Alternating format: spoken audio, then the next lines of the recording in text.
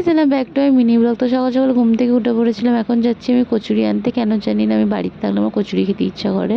তারপরে বাড়িতে এসে একটু গ্লুকন্ডি জল খেয়ে নিয়েছিলাম, ফ্রেশ হয়ে এসে তারপরে খাবো। তো খেতে বসে পড়েছিলাম। আর রিমির আর আমার ঘুরতে যাওয়ার কথা ছিল বেলা করে একটু, তো ফুলফিল প্ল্যান হয়নি বলে আমি খেতে ঘুমিয়ে পড়ছিলাম। তো রীতিমতো আমাকে ঘুম থেকে তুলে বলছে রেডি হ, তাড়াতাড়ি যাব। তো 10 মিনিটের মধ্যে আমি রেডি হয়ে বেরিয়ে পড়েছি। এখন আমরা যাচ্ছি, আমাদের যাওয়ার কথা ছিল 10:30 করে, এখন 1টা বাজে। আমরা যাচ্ছি এই রোদ্দুরে কালো হতে, মানে আমাদের রবিবার ঘরেতে পা থাকে না আর কি।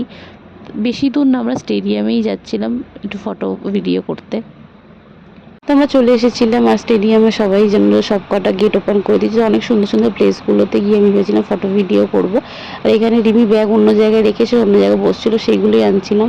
তারপরে এখন ঘুরে ঘুরে দেখছিলাম, অনেক ফটো ভিডিও তুলেছি বেশ সুন্দর সুন্দর জায়গায় গিয়ে। তো এখন আমাদের কমপ্লিট হয়ে গেছে। এখন আমরা ভাবছিলাম কিছু খাবো, কারণ প্রচণ্ড খিদে পেয়েছিল আর অনেকটাই বেলা হয়ে গেছিলো। তো এখানেই ছিল বং চাউ, তো ওখানে এসেছিলাম। রিমি এখানে চিকেন হাক্কা নুডলস অর্ডার দিয়েছিল, আর বেশ এখানে খুবই টেস্টি ছিল খেতে, আর খুব পছন্দ ছিল আমার খাবারটা।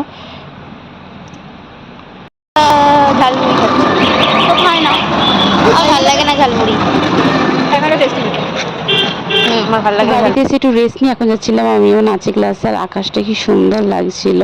তারপর আমি নাচের ক্লাসে চলে এসেছিলাম। আর আজ আমাদের অনেক রিহার্সাল করতে হবে, কারণ সামনেই আমাদের একটা প্রোগ্রাম আছে, ওই জন্য একটু চাপেও ছিলাম। তো অনেক প্র্যাকটিস করার পরে বাড়ি চলে এসেছিলাম। তো টাটা।